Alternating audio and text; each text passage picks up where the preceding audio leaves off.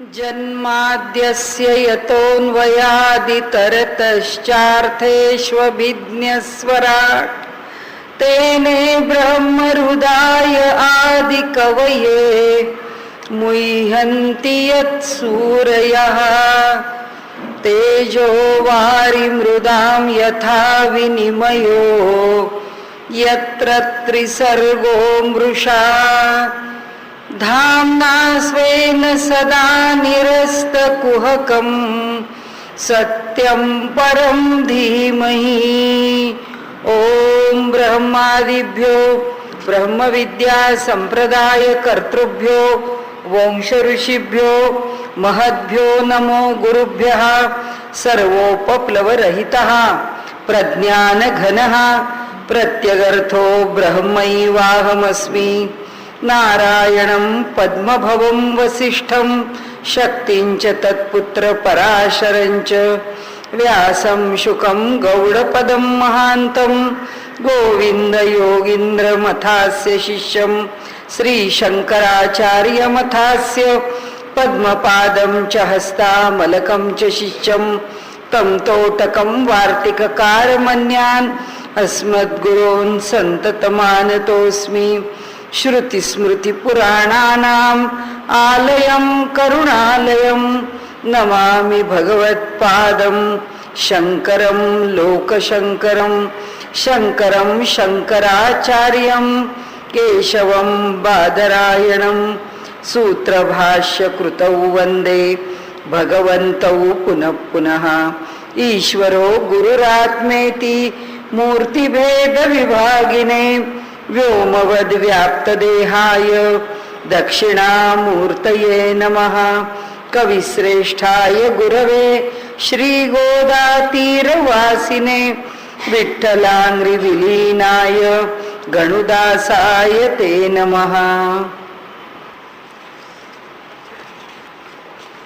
दुसऱ्या भागाशी आलो, म्हणजे एक भाग ब्रह्मसूत्रामधल्या अनेक सूत्रांच्या आधाराने सिद्ध करण्याचा जो होता तो असा की या जगाच्या उत्पत्ती स्थिती आणि लयाचं कारण परमात्मा आहे।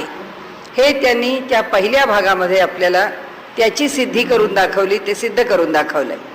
त्याची सिद्धी झाल्यानंतर आता दुसरा भाग, मुळात वेदामध्ये 3 कांड आहेत।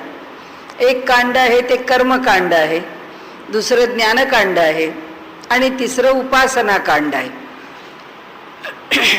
कर्मकांडामध्ये यज्ञाच्या माध्यमामधून उपासना कशी करावी किंवा यज्ञ संपन्न कसा करावा याच्याविषयी अधिक चर्चा आहे। ज्ञानकांडामध्ये ईश्वराविषयीचं ज्ञान, जगताच्या विषयीचं ज्ञान, अनेक विषयांच्या संदर्भातलं ज्ञान, आचार व्यवहार, अशा अनेक विषयांची चर्चा तिथे केली आहे। त्याविषयी चर्चा त्या ठिकाणी आपल्याला बघायला मिळते ज्ञानकांडामध्ये। आणि उपासना कांडामध्ये उपासना कशी करावी या संदर्भामध्ये चर्चा आहे। तर उपासनेच्या संदर्भात आता त्यांनी जे सूत्र घेतलंय किंवा आज जे आपण पाहणार आहोत तो विषय असा आहे की उपास्य म्हणजे ज्याची उपासना करायची तो, उपासक म्हणजे जो उपासना करतो तो, आणि उपासना म्हणजे जी घडते ती, म्हणजे ही त्रिपुटी आहे किंवा ह्या 3 गोष्टी आहेत, एक उपास्य, उपासक आणि उपासना। तर या संदर्भात आता सूत्र असं आहे की उपास्य म्हणून जे आहे ते परमात्माच आहे, ते परब्रह्मच आहे, त्याच्याशिवाय अन्य कोणी नाही। आता ज्याची उपासना करायचं ते परमात्मा तत्वच आहे, हे काल आपण म्हटलं त्याप्रमाणे या सूत्राने सांगितलंय। सर्वत्र प्रसिद्धोपदेशात, म्हणजे निरनिराळे शब्द वापरले तरी वेदात सगळीकडे प्रसिद्ध असलेल्या एका ब्रह्माचाच उपासनेसाठी योग्य म्हणून उपदेश केला आहे। म्हणजे एका ब्रह्मा करतात शब्द जरी वेगळे असले, प्राणाची उपासना, गायत्रीची उपासना, आकाशाची उपासना, अशा निरनिराळ्या उपासनांच्या करता शब्द वापरले असले तरी सुद्धा त्या सगळ्यामध्ये मतितार्थ एकच आहे की उपासना जी आहे ती ब्रह्मतत्वाचीच करायची आहे, अन्य कशाची नाही. आणि त्यामुळे त्यांनी इथे असं म्हटलंय की त्या ब्रह्मतत्वाची उपासना करण्याच्या मागे सगळ्या शास्त्रांनी काय म्हटलंय किंवा त्याच्या मागे वेद काय म्हणतो, उपासना कशा करता करायची, उपासना ब्रह्माचीच कशा करता करायची आणि त्याच्या उपासनेने काय मिळतं, असे जे अनेक प्रश्न आहेत त्या सगळ्याची चर्चा करताना त्यांनी असं म्हटलंय की पहिल्यांदा सगळी शास्त्र ही उपासनेचं प्रतिपादन करतात. हे पहिलं विधान झालं. दुसरं विधान असं झालं की त्या सगळ्या उपासना ब्रह्माच्याच असतात, त्या ब्रह्माच्या संबंधीच आहेत. म्हणजे त्यांनी आता काय सिद्धी केली की जी म्हणून शास्त्र म्हणून उपलब्ध आहेत किंवा प्रसिद्ध आहेत त्या सर्व शास्त्रांच्या मध्ये ब्रह्माची उपासना सांगितलेली आहे. ती जिथे कुठे ज्या कोणत्या नावानी असेल ती शेवटी ब्रह्माचीच असते. आता कशा करता उपासना, आपण काल परवा बोललो त्याप्रमाणे की त्या जीवाचा ह्या गतागतापासून उद्धार व्हावा, यापासून तो सुटावा आणि तो ह्या ब्रह्मांडाच्या पलीकडे निघून जावा आणि त्या उपासनेनी त्याला ते लाभ व्हावेत. आता ह्याच्याकरता ते साधण्या प्रयत्न आपल्याला करायला लागतील. ते साधण्या प्रयत्न नाना करावे लागती जीवासी. ते साधण्याकरता काय करावं लागतं, म्हणजे ती उपासना साधण्याकरता जो प्रयत्न करायचा आहे किंवा जे प्रयत्न करावे लागतात त्याचा एक क्रम सांगितलाय. उपासनेसाठी जो क्रम आहे तो ते म्हणतायत. ते म्हणतात मनाचा साधण्या शम, म्हणजे मन जर स्थिर व्हावं लागेल. उपासनेचं पहिलं सूत्र काय आहे ते सांगतात. उपासनेचं पहिलं सूत्र मनाला स्थिर करणे. म्हणजे आता आपण ज्या 2-4 गोष्टी पुढे आलो त्यातली पहिली गोष्ट एक आहे की ब्रह्म हेच या जगाचं कारण आहे. हे आता आम्ही सिद्ध केल्यानंतर उपासने करता त्या ब्रह्माची आम्ही प्रसिद्धी करतो किंवा त्या ब्रह्माविषयी आम्ही कथन करतो असं वेद सांगतो. मग त्या ब्रह्माविषयी आम्ही का कथन करतो हे सांगताना वेद सांगतो की त्या ब्रह्माची उपासना केली तर उद्धार या शब्दाचा आम्हाला मोक्षच मिळाला पाहिजे असं नाही, सगळेच काही आम्ही मोक्षाचे अधिकारी होऊ असं नाही. आम्ही जिथे आहोत त्यापासून वर उचलले जाऊ. आम्ही जिथे आहोत त्यापासून आमचं जीवन अधिक चांगलं होईल. आम्ही जिथे आहोत त्यापासून आमच्या जीवनाला एक उदात्तता किंवा त्या जीवनाला वर नेणारा किंवा ऊर्ध्वगामी काही प्रगतीच्याकडे नेणारा असा जो मार्ग आहे त्या मार्गावरून जाण्यासाठी आम्हाला जे मिळवावं लागेल, जे प्राप्त करावं लागेल किंवा ज्याच्यामुळे ते मिळेल ते सगळं उपासना ह्या शब्दामध्ये येतं. की उपासना म्हणजे या दृष्टीने आम्ही करत राहिलो तर कळत न कळत ती उपासना करत असतानाच आम्हाला त्या उपासनेच्या फलस्वरूपामध्ये आमचं जीवन अधिकाधिक सुखी समाधानी, आम्हाला ज्या प्रकाराने समर्थ सक्षम जसं पाहिजे आहे तसं करून देण्याचं उपासनेमध्ये सामर्थ्य आहे. मग आता ती उपासना कुणाची करावी, ती ब्रह्माचीच करावी. या इथपर्यंत आपण त्या विषयाचं साखळी जोडत येऊन पोचलो. आता ब्रह्माची उपासना करावी. उपासनेमध्ये महत्वाचं अंग काय आहे, तसं शरीर आहे तसं मन आहे. मन स्थिर झाल्याशिवाय उपासना होऊ शकत नाही. त्यामुळे मनाला जर स्थिर करायचं असेल तर काय करावं लागेल, मनाला जर स्थिर करायचं असेल तर इंद्रियांना आधी नियंत्रणात ठेवावं लागेल. इंद्रिय नियंत्रणात ठेवायची असतील तर त्याच्याकरता काय करावं लागेल, आमच्या ज्या वृत्ती आहेत त्या वृत्तींच्या ठिकाणी ममत्व असता कामा नये. आम्हाला वृत्तींच्या मध्ये हे मला पाहिजे, ते मला पाहिजे, ते मला पाहिजे, म्हणजे मनोवृत्ती सगळ्यापासून दूर गेल्या. मनोवृत्तीमध्ये अमुक एक, आता मला खाण्याचा पदार्थ पाहिजे, आता 1 तास झाला मला हे खायला मिळावं, संध्याकाळ झाली काहीतरी अमुक मिळावं, अजून 2 तास झाले काहीतरी मिळावं, असा जर मनामध्ये विचार असेल किंवा एक वस्तू मिळाली आता दुसरी वस्तू मला कधी मिळेल, किंवा एक यश मिळालं की दुसरं यश मला कसं मिळेल, ह्याच्या मागे जेव्हा वृत्ती धावत असते, त्यांनी सांगितलं तशी वृत्ती धावायला लागली की आपलं मन स्थिर होऊ शकत नाही. आणि त्यामुळे ते म्हणतात की जे समोर नेमलेलं आहे, जे समोर योजलेलं आहे, ते कार्य करत असताना त्याच्यामध्ये वृत्तींचे तरंग उठवण्याचं काही कारण नाही. जे एकदा निश्चित झालंय ना की आपल्या जीवनामध्ये आपल्याला अमुक एक गोष्ट करायची, विषय संपला. त्यांचं म्हणणं असं की ते करण्याकरता जे प्रयत्न करायचे ते केलेच पाहिजेत, ते आपण करतोच. ते प्रयत्न करतो तेव्हा वृत्ती आसक्त होत नाही. ते प्रयत्न करतो तेव्हा ती जी वृत्ती आहे ती कुशल होते, आसक्त नाही होत. ती चांगलेपणाने अधिकाधिक चांगलं काम कसं करता येईल या दृष्टीने ती वृत्ती त्या ठिकाणी कार्यरत होते, किंवा त्या वृत्तीतून दुसरी वृत्ती, त्या वृत्तीतून दुसरी वृत्ती. जसं एखादी गोष्ट आपल्याला चांगली करायची आहे, त्या एखादी वस्तू चांगली साधायची आहे की आपल्या मनात अनेक विचार सुरू होतात की बाबा हे असं केलं नाही, असेपेक्षा आणखीन असं केलं तर चांगलं होईल, आणखीन त्यात याची भर घातली तर चांगली होईल. असं करत करत आपण त्या वस्तूला जास्तीत जास्त चांगलं करण्याचा प्रयत्न, कौशल्य आहे. घरामध्ये पाककौशल्य आहे, घरामध्ये म्हणजे प्रत्येक व्यक्तीच्या ठिकाणी व्यवहार कौशल्य आहे, प्रपंचामध्ये म्हणजे या जगात वावरण्याचं कौशल्य आहे. हे सगळं कौशल्य आपल्याकडे येण्याकरता आपण अधिक चांगलं कसं असावं, आपण अधिक चांगलं कसा व्यवहार करावा, आपण अधिक चांगल्या प्रकाराने या जगाला कसं सामोरं जावं, या प्रत्येक गोष्टीचा विचार करताना एका वृत्तीतून दुसरी, दुसरीतून तिसरी, अधिकाधिक चांगल्याकडे पुढे निर्माण होते. अशी चांगलं निर्माण करणारी वृत्ती आपल्या मनाला कधी चंचल करत नाही.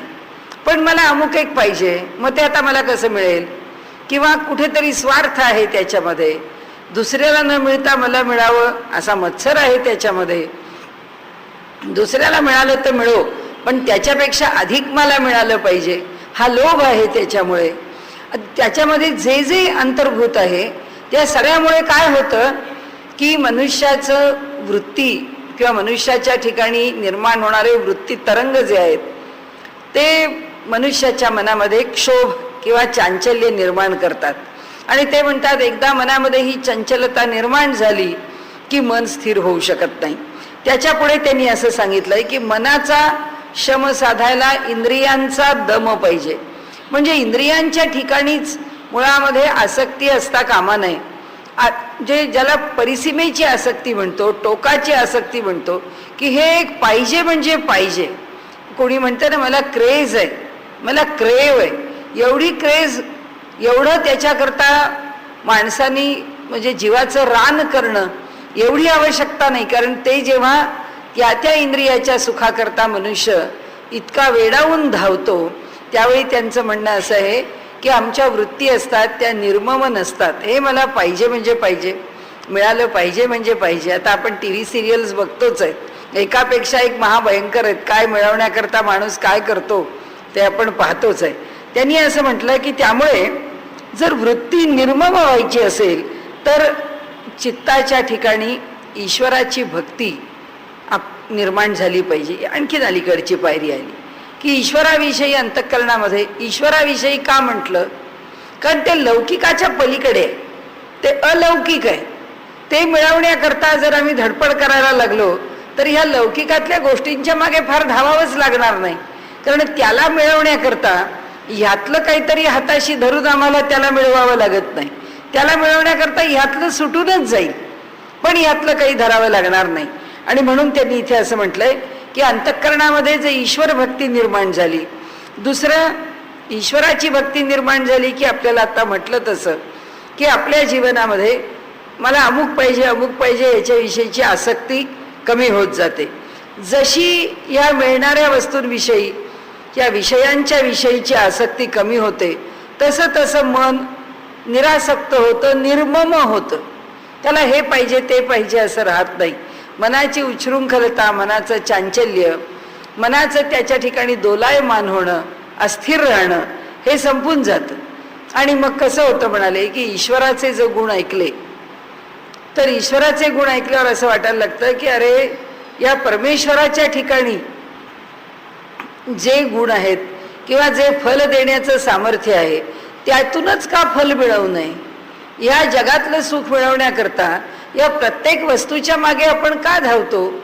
म्हणजे पुन्हा हे सगळं आत्ता आपण गोळाबेरीज पाहिलं याच्या मागचं सूत्र काय त्यांनी आपल्याला सांगितलं की मनाची चंचलता कमी करायला इंद्रियांना सांभाळा, इंद्रियांना सांभाळण्याकरता वृत्तींना सांभाळा, वृत्तींना सांभाळण्याकरता चित्ताला सांभाळा, चित्ताला सांभाळण्याकरता भक्ती उत्पन्न करा, भक्ती उत्पन्न करण्याकरता ईश्वराला शरण जा, आणि ईश्वराला शरण गेलात तर अंतःकरणामध्ये निर्ममता आल्याशिवाय राहणार नाही.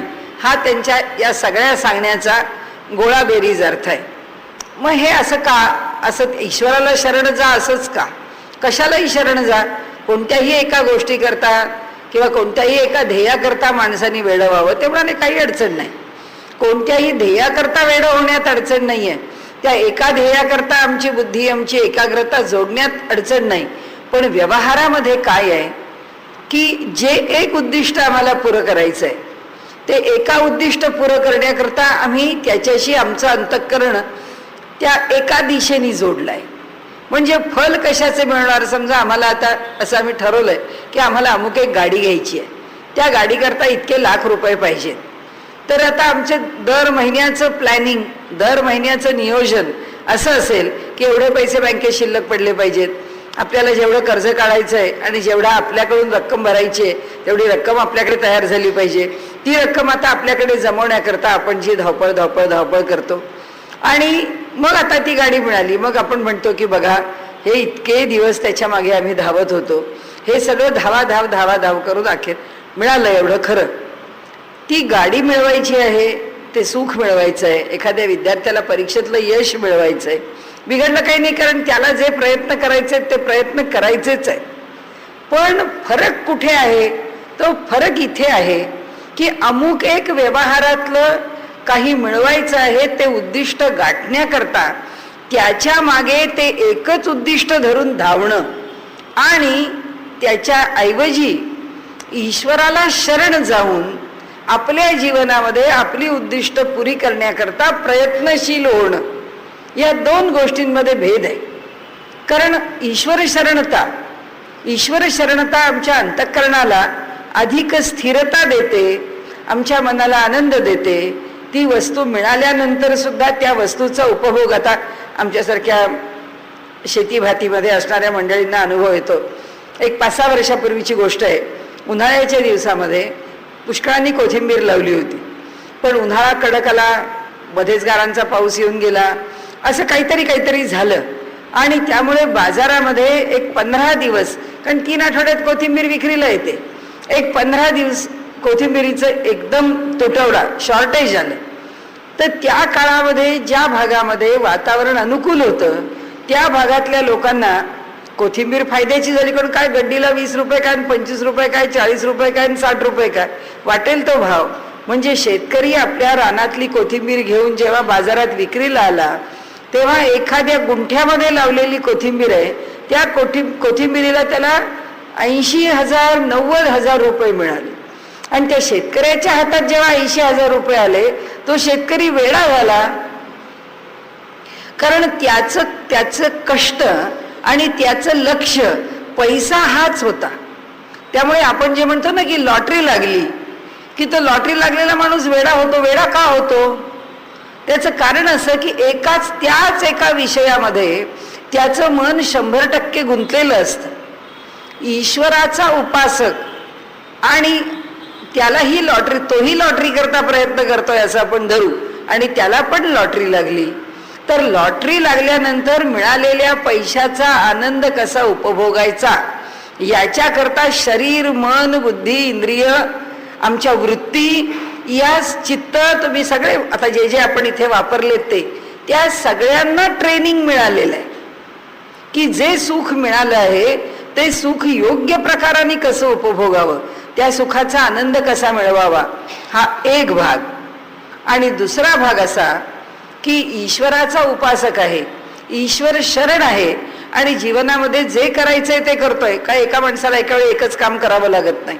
आपला व्यवसाय असतो, व्यवसायाकरता धडपड करत असतो. आपल्या प्रपंचात आपण आत्ता म्हटलं तसं कुणाला गाडी घ्यायची आहे, कुणाला मुलाचं लग्न करायचं आहे, कुणाला प्रपंचातल्या आणखीन समस्या सोडवायच्या आहेत. प्रत्येक समस्येकरता आमची जीवनामध्ये धडपड चालू असते. जो ईश्वर शरण आहे इथे त्यांनी असं म्हटलंय की जो ब्रह्माला शरण येतो तो परब्रह्म त्याच्याकरता काय करतं? परब्रह्म त्याला यशच देतं. पण मी आत्ता एकाकरता धडपड करतो आणि त्याचं यश मिळवतो व्यवहारामध्ये, मी त्याच्याकरता धडपड करतो आणि त्याचं यश मिळवतो. म्हणाले परब्रह्माच्या उपासनेमध्ये हा ज्याच्याकरता धडपड करत नाही, याला माहिती पण नाही की व्यवहारात आम्ही आमचे विचार कुठपर्यंत पोचतात की मला हे एवढं एवढं मिळावं, की आम्ही आमच्या ताकदीनुसार काहीतरी आम्ही योजलेलं असतं. त्यांनी असं म्हटलंय की अनंत हस्ते कमलावराने देता किती घेशील दो करान.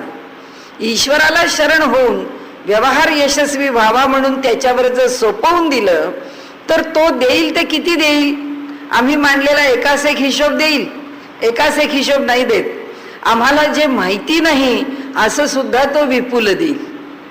आणि जेव्हा आपण ईश्वरावर पूर्ण श्रद्धा ठेवून बसतो तेव्हा आपल्या आयुष्यामध्ये जेव्हा काही घटना घडतात तेव्हा आपल्याला असं वाटतं हे होईल, हे आमच्या कल्पनेत सुद्धा नव्हतं. हे कसं घडलं? हे यश आम्हाला कसं मिळालं? ही समस्या इतक्या चटकन सुटली कशी? कारण जेव्हा हे सगळं ओझं मी माझ्या खांद्यावर घेतो आणि या जगामध्ये जगतो त्यावेळी ते ओझं घेऊन मला जेव्हा जगायचं आहे तेव्हा केलेला सामना आणि ते सगळं ईश्वरावरती सोपवलेलं आहे. आणि तो जेव्हा माझं आयुष्य चालवतो आहे तेव्हा त्यांनी सोडवलेल्या माझ्या समस्या, या दोन मध्ये फरक आहे.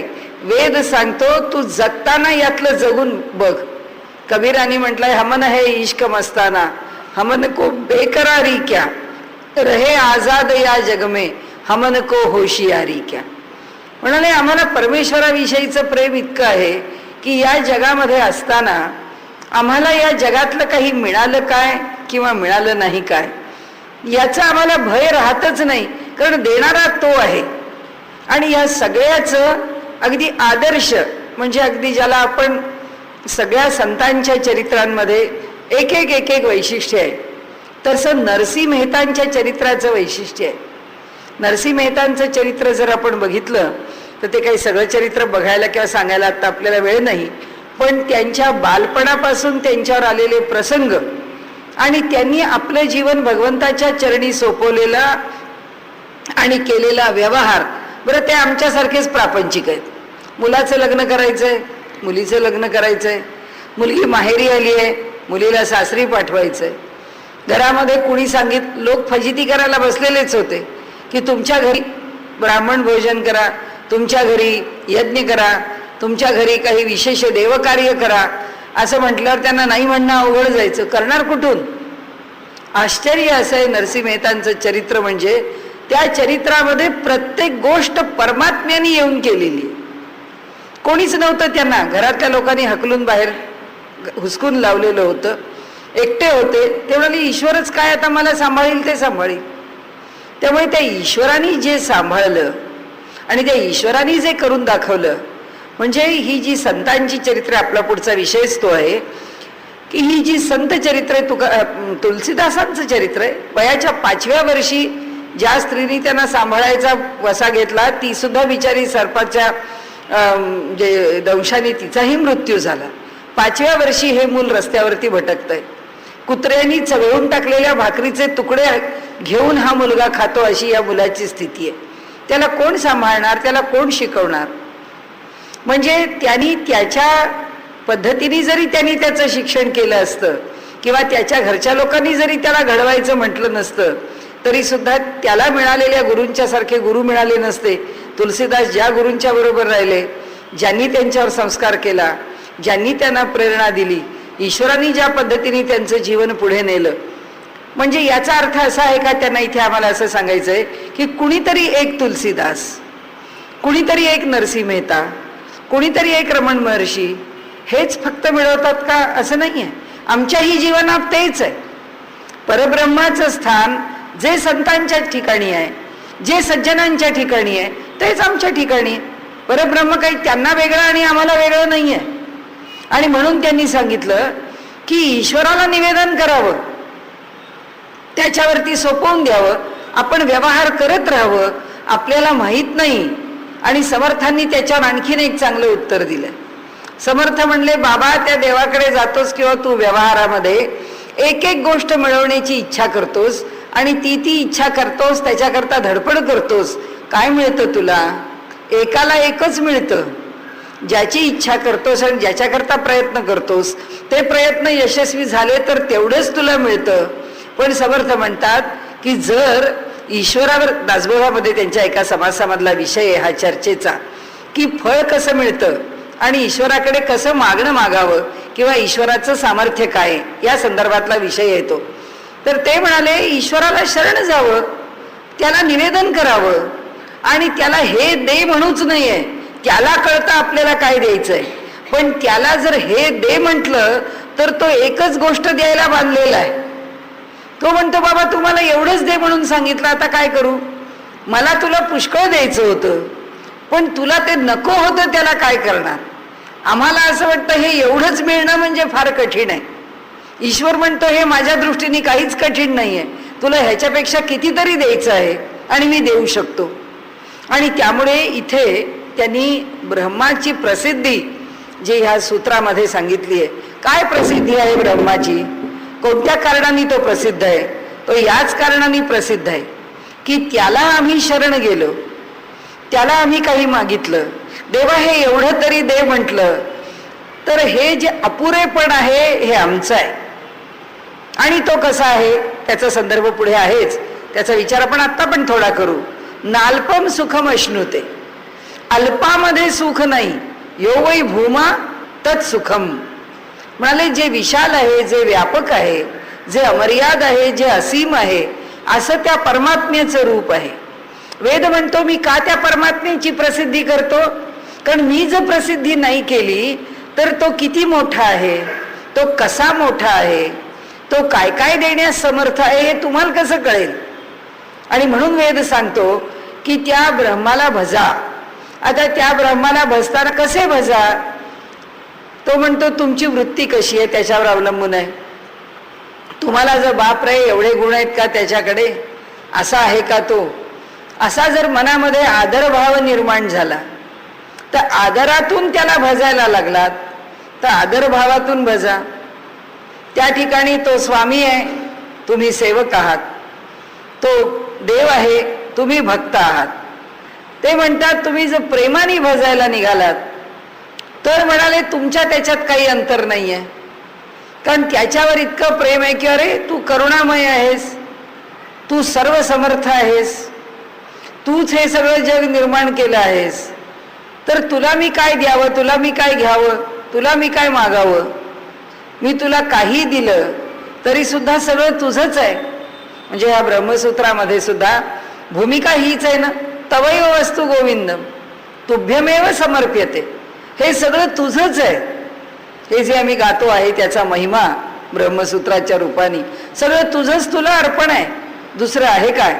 आणि त्यामुळे त्यांनी सांगितलं ईश्वराच्या अनेक गुणांची ओळख करून देणं, ईश्वराचे अनेक गुण समजून घेणं आणि त्याच्याविषयीची आदर भावना वाढवून त्याला पिता म्हणणं, त्याच्याविषयीची आदर भावना वाढवून त्याला स्वामी म्हणणं आणि त्याची उपासना करणं.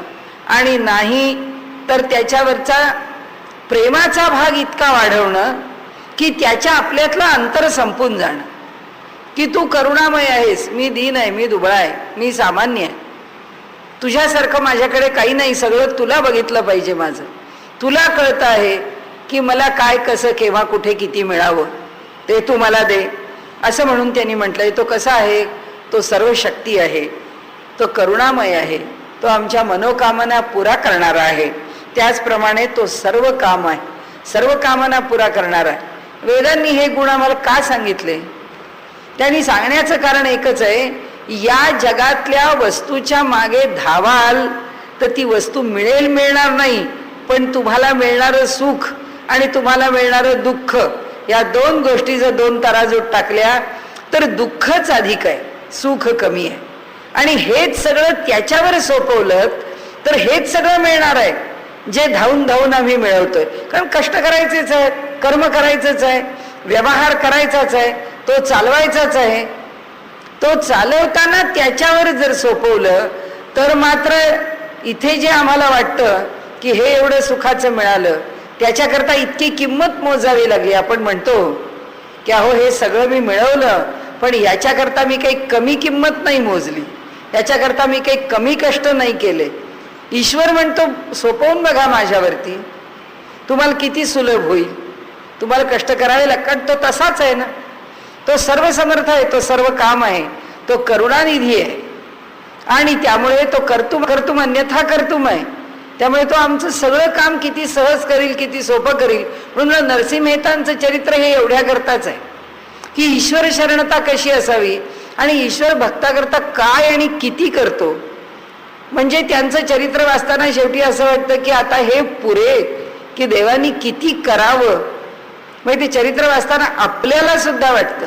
नरसिंह मेहतांना आता काय वाटत असेल आपल्याला माहिती नाही.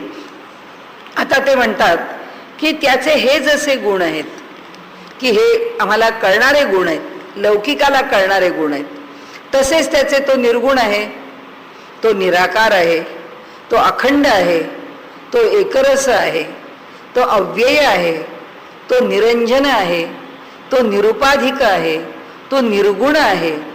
हे जे सगळे त्याचे गुण आहेत, या सगळ्या गुणांच्या करता काय करावं. म्हणाले हे सगळे गुण वेदांनी त्याचे सांगितले. वेद म्हणतो हे सगळे गुण तुमच्या पुढे ठेवतो. वेदांनी ब्रह्म कसं आहे, ब्रह्माचे गुण किती आहेत, ब्रह्माचं सामर्थ्य काय आहे, अनेक प्रकारांनी, अनेक उपासनांनी, अनेक सूक्तातून, अनेक विषयातून त्याचं प्रतिपादन केलेलं आहे. अनेक प्रकारांनी सांगितलंय, त्याचं स्पष्टीकरण केलंय आणि सांगितलंय त्याला कसा पाहावा, त्याला प्राप्त करण्याचं साधन काय. तर त्यांनी असं सांगितलंय की त्याला प्राप्त करण्याचं साधन एकच आणि ते म्हणजे ध्यानाच्या मार्गाने त्याला प्राप्त करावं, हृदयामध्ये त्याला शोधावं. पण ते म्हणतात ध्यान करणं प्रत्येकाला सोपं नाहीये. म्हणून म्हणाले वेदांनी काय केलं की प्रत्येक माणूस जर ध्यानाच्या मार्गाने उपासना करू शकत नाही तर मग काय करायचं. त्याकरता प्रत्येकाला सुलभ जाव्यात अशा भिन्न भिन्न उपासना वेदांनी प्रकट केल्या. आणि म्हणून म्हणाले वेदामध्ये ज्या ज्या उपासना आल्या त्या उपासना करण्याकरता जशी नवविधा भक्ती आली, चिंतन आलं, पूजन आलं, अर्चन आलं, दास्य आलं, नामस्मरण आलं, वंदन आलं, कीर्तन आलं, अनेक प्रकारांनी ईश्वराची उपासना आली. आणि ह्या उपासनेकरता आता काय पाहिजे. त्यांनी आम्हाला 2 प्रकारांनी सांगितलं की आत्ता बघा म्हणजे आत्तापर्यंत आपण जे वर्णन केलेलं आहे या वर्णनात अजून ईश्वराला आम्ही आकार दिलेला नाहीये बरं का. त्याला आपण कोणत्या मूर्तीत पाहिलं का, अजून काही नाही. त्याला निर्गुण म्हटलं, त्याचे गुण सांगितले की तो सर्व काम आहे, तो सर्व समर्थ आहे, तो दयाळू आहे, तो करुणानिधी आहे, तो सक्षम आहे, तो सर्वज्ञ आहे. हे सगळे त्याचे गुण सांगितले. पण ह्या गुणांचं काय आहे म्हणजे ब्रह्म नावाचं रसायन काय आहे, त्याचं रूप काय आहे ते तर काही आम्ही अजून सांगितलं नाही. पण म्हणाले आम्हाला जर ध्यानाच्या माध्यमामधून त्याला जाणता नाही आलं. आता मागचा अध्याय लक्षात घेऊन नाहीये उपासना म्हणून, नाही तर मागच्या अध्यायात आम्हाला कळलंय की त्या परब्रह्माला ज्योती म्हणून ओळखावं, त्या परब्रह्माला सूर्याच्या ठिकाणी उपासना करताना आदित्य मंडलातला पुरुष म्हणून बघावा. हे सगळं आम्ही त्या परब्रह्माबद्दल मागे पाहिलंय की ज्या काही प्राण म्हणजे सुद्धा परब्रह्म आहे असंही आम्ही पाहिलंय. आकाशाच्या ठिकाणी उपासना केली तरी सुद्धा परब्रह्म म्हणून आम्हाला बघायला मिळालंय. ते म्हणाले ते स्वरूप उपासकाला जमत नाही. हे त्याची केलेली जी चर्चा आहे तो निर्गुण आहे. या चर्चेने उपासना काय करणार. म्हणजे उपासना करणाऱ्याला त्याच्या समोर मूर्ती पाहिजे. ती मूर्ती जेव्हा पाहिजे तेव्हा त्या ईश्वराचं स्वरूप जे आहे किंवा त्या परमात्म्याचं, त्या परब्रह्माचं जे स्वरूप आहे ते कोणत्या ना कोणत्या तरी रूपात पाहिलं पाहिजे. ते कोणत्या रूपात पाहणार आम्ही.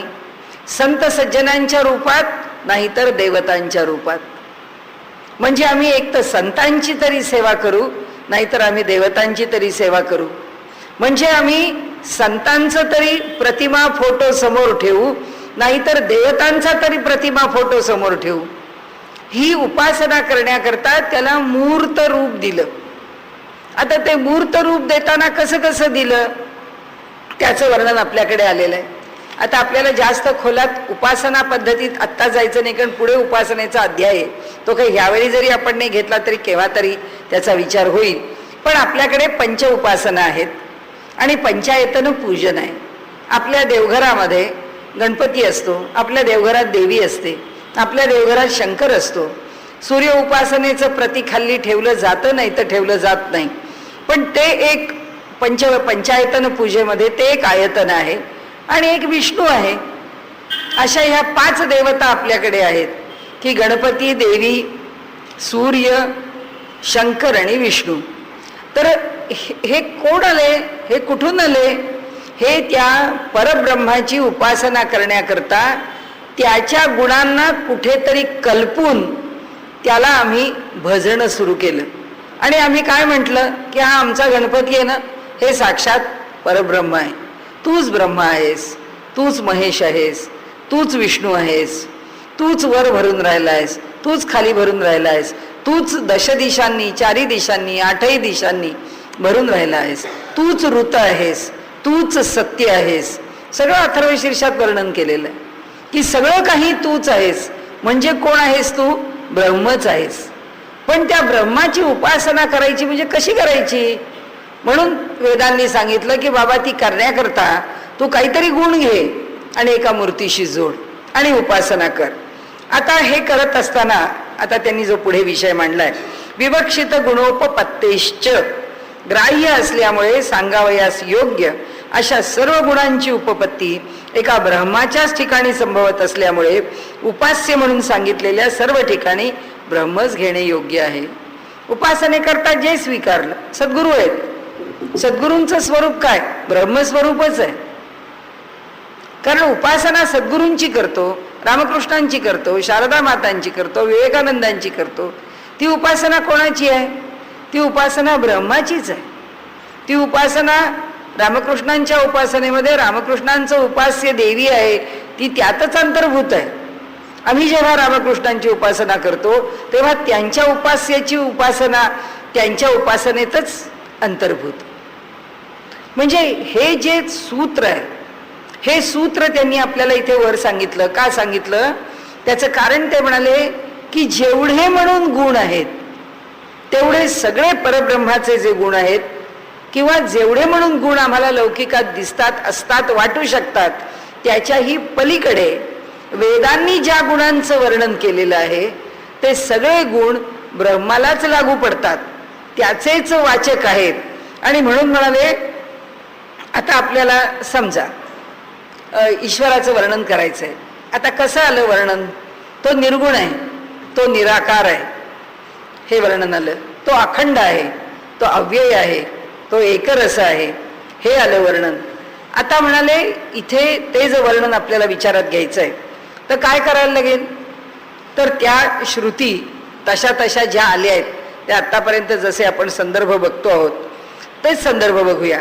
सर्वतः पाणिपादम तत् सर्वतोक्षी शिरोमुखम म्हणाले. श्वेताश्वतर उपनिषदामध्ये त्यांनी म्हटलंय की त्याचं रूप कसं आहे?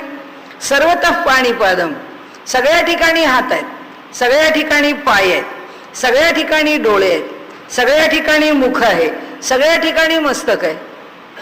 म्हणजे जिथे मस्तक आहे तिथेच डोळे आहेत, जिथे डोळे आहेत तिथेच पाय आहेत, जिथे पाय आहेत तिथेच हात आहेत, तिथेच कान आहेत, सगळं जिथे डोकं आहे तिथेच सगळं आहे.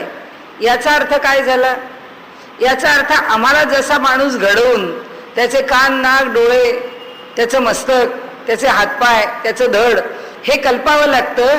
ईश्वराला हे सगळं लागतच नाही. डोक्याने जे मिळवायचं, डोळ्यांनी जे पाहायचं, कानाने जे ऐकायचं, नाकानी ज्याचा वास घ्यायचा किंवा गंध घ्यायचा, किंवा जिभेनी जो रस घ्यायचा, ते सगळं तो जिथे आहे तिथे त्याला तो जसा आहे तसाच त्याला हे सगळं एकाच ठिकाणी एका वेळी सर्व काही प्राप्त आहे. म्हणून तो कसा आहे? आमच्या दृष्टीने तो निर्गुण आहे.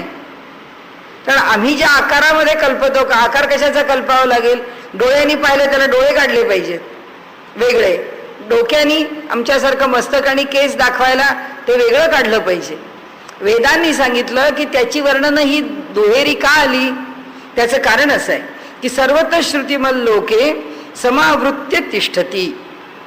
म्हणाले या सर्व लोकांच्या मध्ये जो भरून राहिलेला आहे तो कसा आहे, तर त्याला सगळ्याच ठिकाणी नाक कान डोळे आहेत.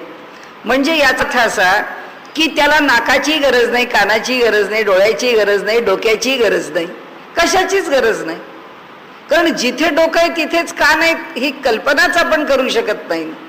डोक्याकरता ज्याची आवश्यकता आहे, कानाकरता वेगळ्या गोष्टीची आवश्यकता आहे, पण त्याला त्यातलं काहीच लागत नाही. ज्या ठिकाणाहून बघता येतं त्याच ठिकाणाहून ऐकता येतं. असं जर असेल तर त्याला वेगळ्या अवयवाची गरज नाही. याचा अर्थ सगळं काही त्याला जाणवतं. सर्वज्ञ, सर्वत्र, निर्गुण आणि निराकार अशा परमेश्वराचं हे वर्णन आहे. पण तरी सुद्धा पुरुष सूक्तामध्ये त्याचं वर्णन केलंय. सहस्र शीर्ष, हजारो मस्तकांनी युक्त असलेला आहे. सहस्र शीर्षा पुरुषा, सहस्राक्ष सहस्रपात. आणि हजारो पाय आहेत, हजारो नाक आहे, हजारो कान आहेत, हजारो डोळे आहेत. आणि म्हणाले कसा आहे तो, सभूमी विश्वतो ऋत्वा. म्हणाले कसा आहे तो, या भूमीला, या संबंध विश्वाला आवृत्त करू नये. आणि काय राहिलाय, तरी सुद्धा अत्यतिष्ठत दशांगुलम, तरी सुद्धा 10 अंगुळ तो अजून वरती आहेच. या सगळ्याला तुम्ही जे म्हणाल त्याला व्यापून अत्यतिष्ठत दशांगुलम, त्याच्यावर 10 अंगुळ तो वर आहेच आहे. म्हणजे सगळ्याला व्यापून पुन्हा तो उरलाच आहे. वर्णन कसं केलंय की त्याचं स्वरूप कसं आहे, कशातच तो सामावलेला नाही. सगळ्यात भरून राहिलेला असला तरी त्याच्या पलीकडे पुन्हा आहेच. 10 अंगुळ वरती तो शिल्लक आहेच. दशांगुले उरला, 10 अंगुळ उरलेलाच आहे. म्हणजे काय, प्रत्येकाने आपापला अर्थ लावावा. ज्ञानाच्या 7 भूमिका आहेत, त्याच्याबरोबर मन बुद्धी अहंकार घ्या, मग दशांगुले उरला. योगाच्या अष्टांग योग आहे.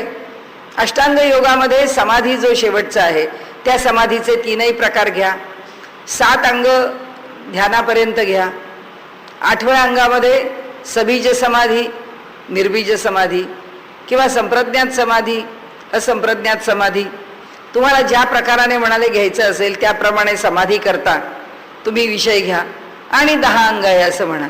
अनेक प्रकाराने 5 ज्ञानेंद्रिय म्हणा, 5 पंचतन्मात्र म्हणा. हे 5 आणि 5 10 म्हणून उरला म्हणा. आता असं आहे, विनोबा म्हणतात त्याप्रमाणे विनोबाजी म्हणतात की शब्दाला कधी अर्थाचं ओझं होत नाही. म्हणजे दशांगुल हा शब्द आहे, या शब्दाला तुम्ही किती अर्थ लावावेत, तुम्हाला लावावेसे वाटतील तेवढे. कारण म्हणजे परमात्म्याला कोणत्याही शब्दाने तुम्ही जरी त्याचं वर्णन केलं, गुणवर्णन केलं, तरी ते म्हणतात तुमच्या गुणवर्णनाने तुम्ही ज्या रूपाने वर्णन करावं ते त्यांना शोभतच आहे. आणि त्यामुळे ज्ञानदेवानी रूप पाहता लोचनी सुख झाले हो साजणी, तो हा विठ्ठल बरवा, तो हा माधव बरवा असं त्यांनी म्हणावं. आणि जनाबाईंनी अरे काळ्या, अरे विठ्ठला, त्याला वाटेल ते शब्द, अरे मढ्या, वाटेल ते शब्द वापरले तरी जनाबाईचे शब्द त्याला रुचतायत. त्याला काही म्हणावं, त्याला कोणत्याही शब्दात तिने शिव्या घालाव्यात असं म्हणा. आणि तरी सुद्धा त्या भक्ताचं त्याला काही अडचण नाही. इथे जे गुण सांगितलेत ना त्या ईश्वराला कोणत्याही गुणाने नाही, तर भगवंताला त्या कृष्णाला रणछोड म्हणतो आपण. हा रणातून पळून गेला, हे काय मोठं वैभव आहे का त्याचं. हा माखन चोर आहे तरी सुद्धा आपण कौतुकच करतो. म्हणजे चोराला कोणी चांगलं म्हटलंय का, पण त्या ईश्वराला जेव्हा चोर म्हटलं तेही त्याला शोभतच आहे.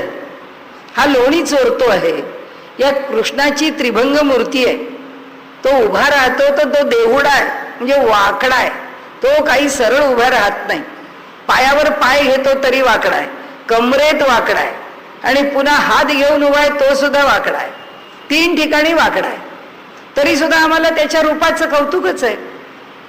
म्हणून त्यांनी इथे सांगितलंय की सर्वेंद्रिय विवर्जितम आणि सहस्राक्ष सहस्रपात एका ठिकाणी सांगतात. दुसऱ्या ठिकाणी सांगतात की सर्व इंद्रियांना विवर्जित केलेलं आहे. सर्वेंद्रिय गुणाभासम, त्यांच्या ठिकाणी सर्व इंद्रिय आणि सगळे गुण हा ईश्वराच्या ठिकाणी आभास आहे. हे सगळं विवर्जित आहे तो. म्हणजे सांगायचा आपल्या पुढे हेतू असा आहे की हा कसा आहे, कान, आम्ही कानाने ऐकतो म्हणून आम्हाला असं वाटतं की त्याला कान लागतो. केनोपनिषदाने सांगितलंय की श्रोत्रस्य श्रोत्रम, की तो कानाचा पण कान आहे. आणि कसा आहे म्हणाले, मनसो मनो, मनाचंही मन आहे. म्हणजे आम्ही आमचं मन आहे म्हणतो, आम्हाला वाटतं की देवा तुझं मन कसं, की देवा असं कसं, तुला आमचं काही कळतं की नाही, तू इतका कसा निष्ठुर झालास. म्हणजे याचा अर्थ असा की माझं मन किती कोमल आहे, तुझं मन किती निष्ठुर आहे, म्हणजे ईश्वराला मन आहे असं आम्ही म्हणतो. इथे त्यांनी केनोपनिषदांनी सांगितलं की ईश्वराला मन आहे नाही, जे मन आम्ही म्हणतो मनसो मनो, जे आमचं मन आहे असं आम्ही म्हणतो, त्या मनाला मन पण देणारा तोच आहे. म्हणजे आमचं कुठलं आलंय मन, सगळं काही तोच आहे. श्रोत्रस्य श्रोत्रम, प्राणस्य प्राणः, आम्ही ज्याला आमचा प्राण आहे असं म्हणतो त्या प्राणाचा पण तो प्राण आहे. आणि त्यामुळे त्यांनी असं वर्णन केलंय. आता हे गुण सांगणं चाललंय, हे आपण कशा करता बोलतोय, आता आपण एवढ्याच करता बोलतो आहोत की त्या वेदांनी त्या ईश्वराचे आम्हाला परस्पर विरोधी वाटणारे जे गुण आहेत ते गुण कशा करता सांगितले. त्यांनी सांगितलं हे सगळे गुण उपासने करता सांगितले, ईश्वराचं सामर्थ्य कळावं म्हणून सांगितले, ईश्वराचा महिमा गावा म्हणून सांगितले, एका वेळी परस्पर विरोधी गुण त्याच्या ठिकाणी कसे राहतात म्हणून सांगितले, की जो स्वतः उत्पत्ती करणारा आहे, जो स्वतः पालन करणारा आहे तोच संहार करणार आहे. एका क्षणाला ज्या क्षणी तो उत्पत्ती करतो त्या क्षणीच संहार करतो. कुठेतरी उत्पत्ती करत असतो आणि कुठेतरी संहार करत असतो. म्हणजे हे दोन्ही गुण परस्पर विरोधीच आहेत की नाही. परस्पर विरोधी गुण ज्याच्या ठिकाणी आहेत असा हा जो परमात्मा आहे त्याचं वर्णन त्यांनी केलंय. ते वर्णन करताना अणोरणीयान महतो महीयान श्रुती सांगते की तो अणुपेक्षा सुद्धा लहान आहे आणि की कोणत्याही महान गोष्टीच्या पेक्षा सुद्धा तो मोठाच आहे. आकाशस्तदलिंगात कालच झालंय आपलं सूत्र की तो आकाशापेक्षा सुद्धा व्यापक आहे, असीम आहे, अपार आहे. तो इतका मोठा आहे, त्याची व्याप्ती इतकी अधिक आहे. आणि श्रुतींनी असे परस्पर त्याचे वेगळे वेगळे वर्णन करणारे असे जे म्हणून गुण आहेत त्या गुणांचं वर्णन केलेलं आहे. मग हा कुणाला प्राप्त होतो, असा जर हा परमात्मा आहे आणि हा जर प्राप्त करून घ्यायचा आहे तर कुणाला प्राप्त होतो त्याचंही वर्णन करते श्रुती. दृश्यते त्वग्रया बुद्ध्या सूक्ष्मया सूक्ष्मदर्शिभी, म्हणाले अत्यंत ज्याची बुद्धी एकाग्र झाली आहे, अत्यंत तीक्ष्ण झाली आहे, अशा बुद्धीचा जो आहे त्याला तो प्राप्त आहे. दृश्यते त्वग्रया बुद्ध्या, बुद्धी अगदी तासून तिला अगदी घासून पुसून धारदार केलेली आहे अशा बुद्धीला. आणि सूक्ष्मया सूक्ष्मदर्शिभी, अगदी सूक्ष्मातलं सूक्ष्म पाहण्याचं सामर्थ्य ज्याच्या बुद्धीच्या ठिकाणी निर्माण झालंय तो त्याला पाहू शकतो. आणखी नाही काय, आणि तो खरीच कृपा कुणावरती करतो उपनिषदांनी ते पण सांगून ठेवले. नायम आत्मा प्रवचनेन लभ्यः न मेधया न बहुधा श्रुतेन, म्हणाले पुष्कळ प्रवचन करतोय मनुष्य म्हणून त्याला आत्मतत्व कळलंय असं बिलकुल नाही. नायम आत्मा प्रवचनेन लभ्यः न मेधया, पुष्कळ बुद्धिमान आहे आणि बुद्धीने अनेक ग्रंथांचं आलोडन करतोय. इथे असं म्हटलंय, तिथे तसं म्हटलंय, तिथे तसं म्हटलंय, याबद्दल असा विषय चर्चेला आहे, त्याबद्दल तसा विषय चर्चेला आहे. भागवत ग्रंथामध्ये तर असं म्हणतात की विद्वानाची परीक्षा आहे की कसा तो भागवत ग्रंथ समजून घेईल. विद्वानाची परीक्षा भागवतात होते असं म्हटलंय की असा एकापेक्षा एक विद्वान आहेत. श्रवण, जगामध्ये किती विषय आले आणि त्या विषयातला विषय माहिती नाही असा माणूस नाही. इतकं त्याच्या कानावरून विषय गेलेत, इतकं ज्यांनी ऐकलंय, इतकं ज्यांनी आत्मसात केलंय. नायम आत्मा लभ्यः, यांनी कशानेही आत्मा मिळत नाही. त्याला अनेक कारणं सांगितली, त्यातली तपसा हेश आत्मा, तपानी हा आत्मा प्राप्त होतो, सत्यानी हा आत्मा प्राप्त होतो.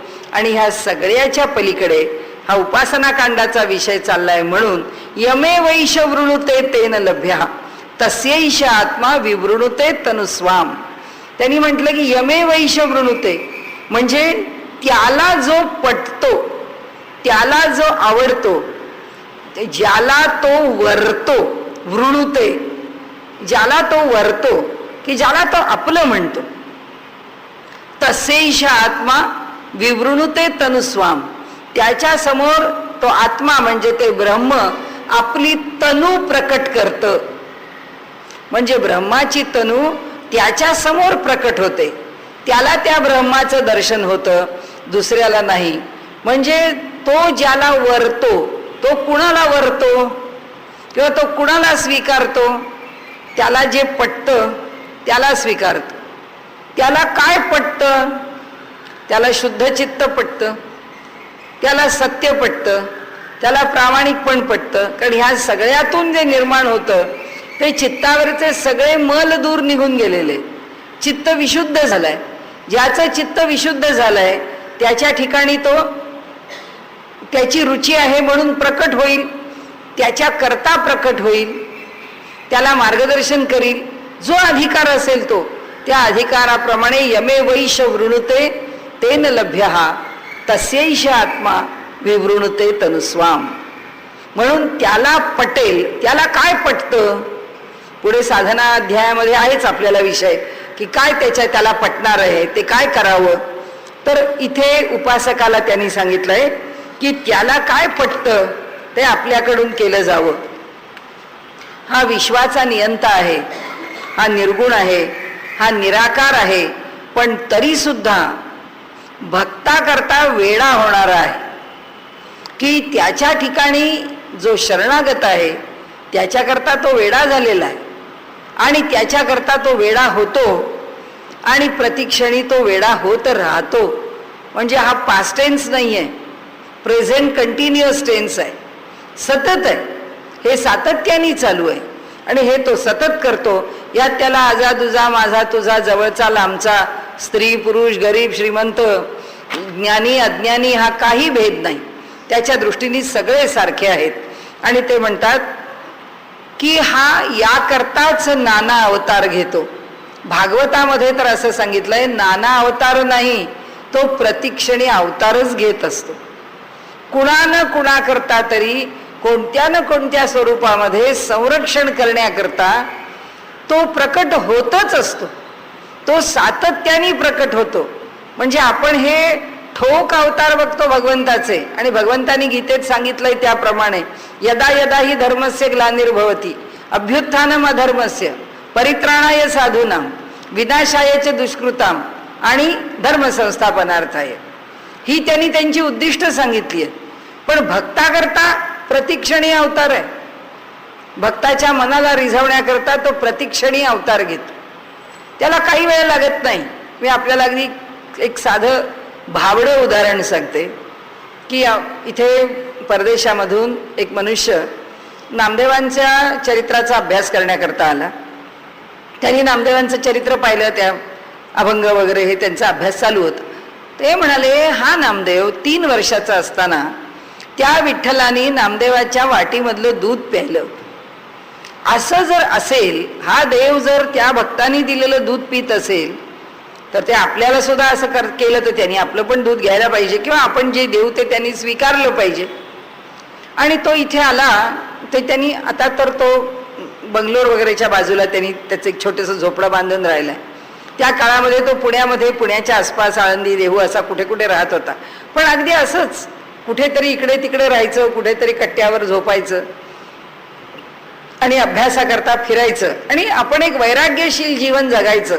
ह्या भूमिकेतून कमीत कमी स्वतःची साधन सामुग्री ठेवून तो जगत होता. आणि मग नंतर त्यांनी एक अशी झोपडीसारखं उन्हाळ्यामध्ये बांधलं होतं आणि तिथे त्यांनी त्याला कृष्ण आवडतो म्हणून त्यांनी कृष्णाची स्थापना केली. आणि तो म्हणाला, आता इथे जर मी एक छोटंसं घर बांधून राहतो आहे, एक आश्रमासारखी झोपडी बांधून राहतो आहे, तर म्हणाला मी रोज देवाला नैवेद्य देईन. आणि म्हणाले, जसा त्याचा नैवेद्य खाल्ला तसा माझा पण नैवेद्य खाल्ला पाहिजे. ते या भारतात राहून राहून त्याला इकडे महाराष्ट्रात वावरून त्याला शिरा खूप आवडतो, गोडाचा शिरा. तो म्हणाला, मला खूप आवडतो, ईश्वराला पण आवडत असेल. म्हणून त्यांनी त्या कृष्णाच्या मूर्तीकरता शिरा बनवला. आणि त्यांनी त्याला त्याच्या घरात असलेली काय प्लेट असेल, बाऊल असेल, त्याच्यामध्ये तो शिरा घातला आणि ठेवला आणि तो म्हणाला, आता खा तू. आता तास गेला, 2 तास गेले, 3 तास गेले, हा काय खातच नाही. तो म्हणाला, हे असं कसं झालं? नामदेवाचं खाल्लं आणि माझं का खात नाहीये तो? म्हणाले, हे असं होता कामाने, काय चुकलं असेल? म्हणून त्यांनी त्या जवळ ठेवलं, त्याच्यावर पडदा टाकला. आता तुला माझ्या समोर खायचं नसेल तर मी झाकून ठेवतो, खोलीचं दार बंद करतो. त्यांनी त्याचे अनेक तर्क लढवले की ह्याच्यामुळे खात नसेल, याच्यामुळे खात नसेल, याच्यामुळे खात नसेल. आणि शेवटी त्याला असं वाटलं की बरोबर आहे, मी त्याला शिरा दिला, तो खाईल कसा? कारण त्याला खायला मी चमचाच दिला नाहीये, त्यामुळे त्याला खायचं कसं कळत नाहीये. आणि म्हणून त्यांनी त्याला चमचा दिला खायला. आपल्याला आश्चर्य वाटेल की तो शिरा ईश्वराने खाल्ला. आणि त्या माणसाचं चरित्र इतकं सुंदर आहे, त्याचं वागणं इतकं छान आहे. तो इतका छान असा आश्रम थाटून इथे हिंदुस्थानामध्ये राहिलेला आहे, स्वांत सुखाय त्याच्या पुरता. पण मग त्याच्या लक्षात आलं की अरे, हे रोज देवाला बळजबरी नसते करायची, नामदेवाचं दूध सुद्धा एकदाच प्यायला आहे. त्यामुळे तो विचार अत्यंत, ज्याला भाबडेपण, अत्यंत स्वच्छपण, चित्ताचा स्वच्छपणा, म्हणून तिथे त्यांनी म्हटलंय की भगवंत यमे वैश वृणुते तेन लभ्यः. परमात्मा ज्याला आपला म्हणतो त्याला तो आपलं सर्वस्व देतो. आणि म्हणून त्यांनी इथं सांगितलं की ब्रह्म सर्वसमर्थ आहे, त्याची शक्ती वेगवेगळ्या प्रकाराने प्रकट होते आहे. या जगामध्ये वावरताना आपण या जगातलं ओझ, कबीरा इश्क का मारा दुई को दूर कर दिल से, म्हणाले हा भगवंताच्या प्रेमाने इतका भरून राहिलेला आहे. त्यामुळे म्हणाले की आम्हाला ह्या आमच्या जगामध्ये जगताना आमच्या हमनसर बोझ भारी क्या, आमच्या खांद्यावरती जरी पुष्कळ मोठं गाठोडं असलं या पूर्वकर्माचं, संचिताचं, किंवा माहिती नाही काय काय कशा कशाचं या क्रियमाणाने बनवलेलं, पण म्हणाले आपल्याला काय काळजी नाही, सगळं त्याच्यावर सोपवलंय. म्हणजे वेद कशा करता आहे, आम्हाला उपकारक का आहे, तो आमच्याकरता ईश्वराने का दिला आहे? त्याचं कारण आहे की ईश्वराला आम्हाला एकच सांगायचं आहे की ईश्वराचं स्वरूप काय आहे हे समजून घे, आणि तुझं जीवन ईश्वर शरण करशील तर तुझं जीवन अत्यंत सुखी होईल. कारण तो समर्थ आहे, त्या समर्थावर सोपवून टाक ना. तू का तुझ्या गळ्यात घोंगडं घालून घेतोस आणि कारण नसताना अडचणीत पडतोस? एवढंच भगवंताला सांगायचं, एवढंच वेदाला सांगायचंय. आणि वेदाच्या मार्फत जर वेद ईश्वराचे निश्वासित आहेत तर ईश्वरच आम्हाला सांगतोय.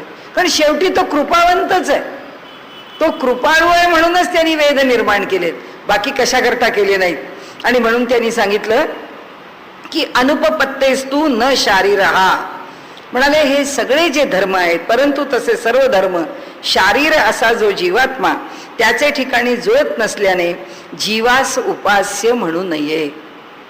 म्हणाले उपासना कशाची करावी? त्या चैतन्याचीच करावी, जीवाची उपासना करू नये.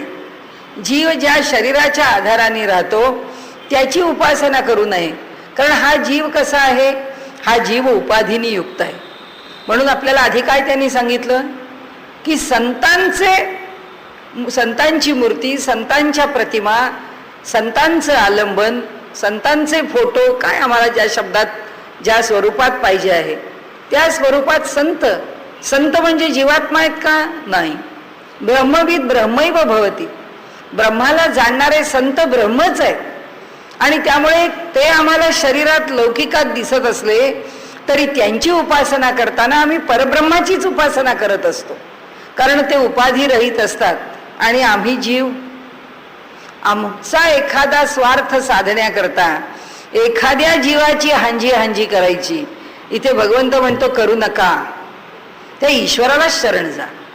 तुमच्या मनातला कोणताही हेतू सिद्ध करायचा आहे तरी सुद्धा ईश्वर शरण व्हा.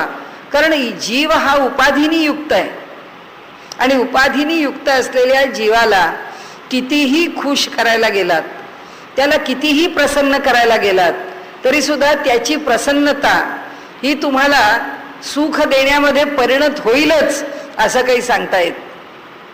कारण तो तयार आहे उपाधीनी. तो म्हणतो बरं आहे ना, हा माझी करतोय ना सेवा, करू दे, त्याला माझ्याकडून काहीतरी पाहिजे म्हणून करतोय माझी सेवा. मलाही बरंच आहे की फुकटात कोणी माझी सेवा करत असेल तर काय बिघडलं, मी थोडाच याला काही देणार आहे. याला जो लभ्यांश पाहिजे तो माझ्याकडून त्याला मिळणारच नाहीये, पण हा त्याच्याकरता जो वेडा माझी स्तुती करत असेल, हा जो वेडा त्याच्याकरता माझी सेवा करत असेल, तो खुशाल करू दे.